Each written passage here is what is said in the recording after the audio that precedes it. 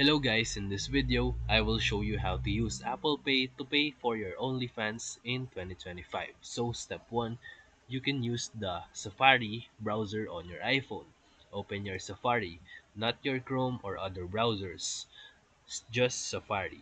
Apple Pay only works through Safari for web payments. Step 2, visit the OnlyFans website.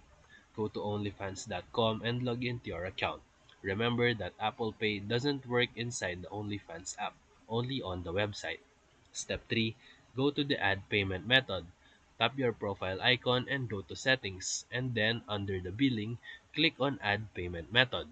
Step 4. Choose Apple Pay. If you are on a compatible device and browser, you will see the Apple Pay option appear automatically and select it. Step 5. Confirm payment. Now just follow the Face ID or Touch ID prompt to complete your payment. It will process instantly and you're good to go. If Apple Pay doesn't show up, double check your browser and region settings. So if this video helped you, feel free to like and subscribe for more quick tutorials, reviews, and comparison videos. Thank you for watching.